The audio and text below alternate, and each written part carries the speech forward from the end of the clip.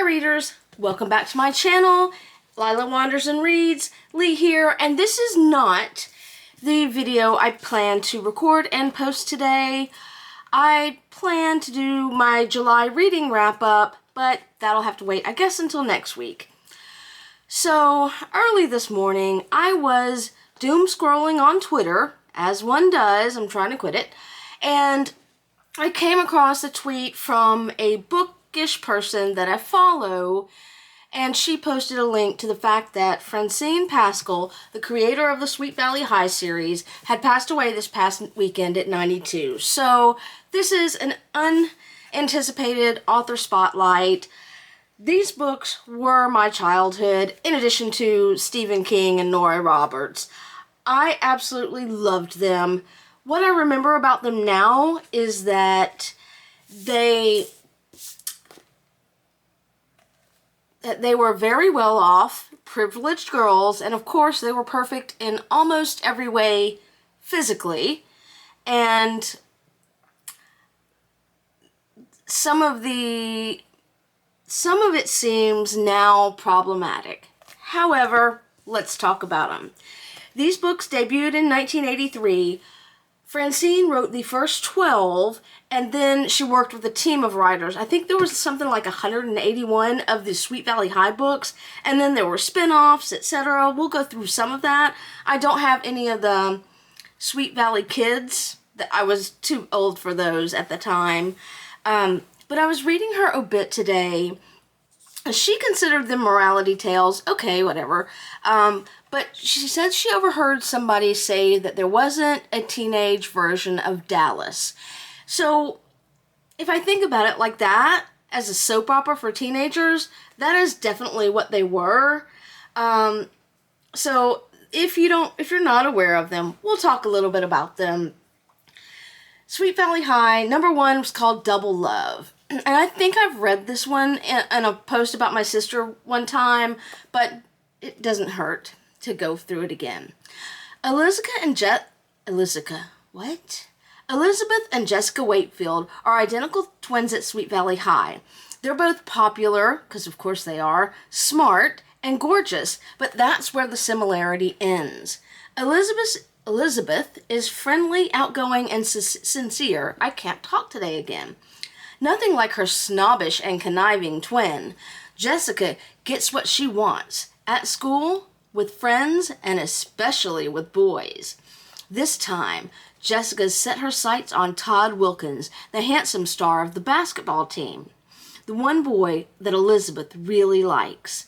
Elizabeth doesn't want to lose him, but what Jessica wants, Jessica gets, even if it ends up hurting her sister.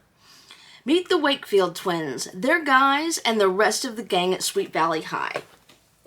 Now, another thing that they talked about in the obituary is that these books were female-driven, and that is accurate. They were sometimes about what bad things girls do to other girls, but there was always a female protagonist.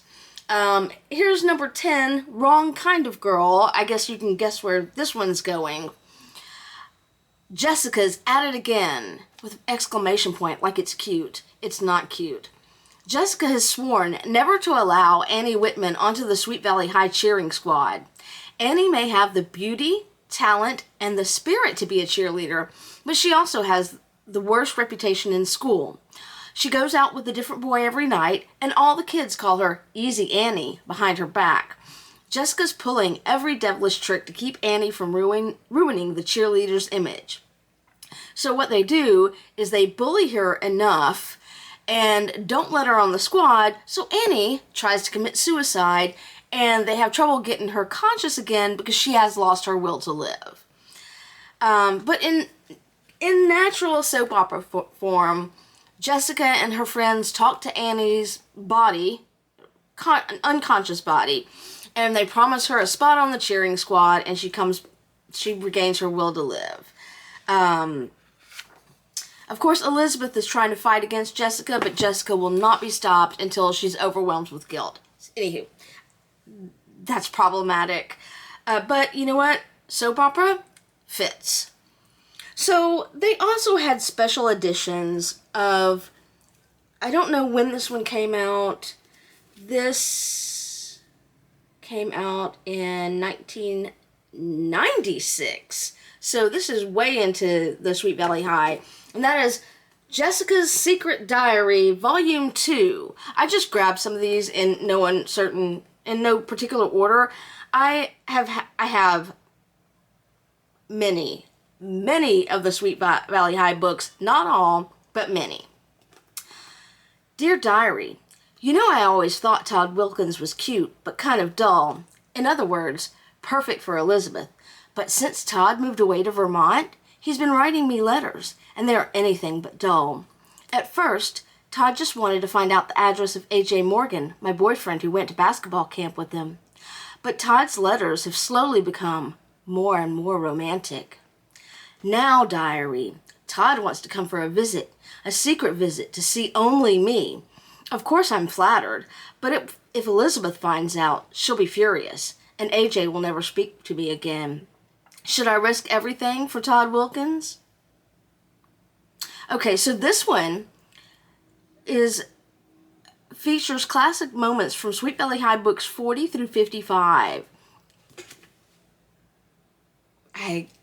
I'm not doing a reread. My sister is doing a reread of these. I'm not. So next up is Sweet Valley High Senior Year. This is number 2, Say It to My Face. They've tried to make it more modern. This was published in 1999, and it doesn't give you much of a,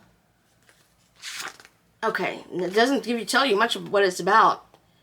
I would never do the things they're saying, especially not with him. Him, ugh. Just the thought makes me want to hurl. And this was, like I said, 1999, not long before 9/11, and so I kind of lost interest because I outgrew them, really. But I did read and collect quite a few of the Sweet Valley Universities, which were published before some of the senior year books. Just roll with it. They were kind of interesting. This one's The Price of Love, and another one is a thriller, Wanted for Murder. I'm not going to read the backs of them, but these were great fun to read. I really enjoyed them. They were my childhood and some of my early adulthood because I kept collecting them. It is sad that Francine Pascal is gone, but she was 92. She lived a long life, and I hope it was a happy one. If you've never read any of these, take them with that spirit of reading a teenage version of Dallas and Dallas, the old nighttime soap opera. Great time. I would consider doing a reread of one of these, but I've read so many of them so many times because they were easy reads.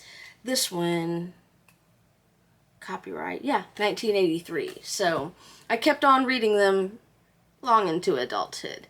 Anywho, that is all for me. Have you read any of the Sweet Valley High books? Are you familiar with Francine Pascal as a writer or with this series at all? I'd love to hear your thoughts. Happy reading!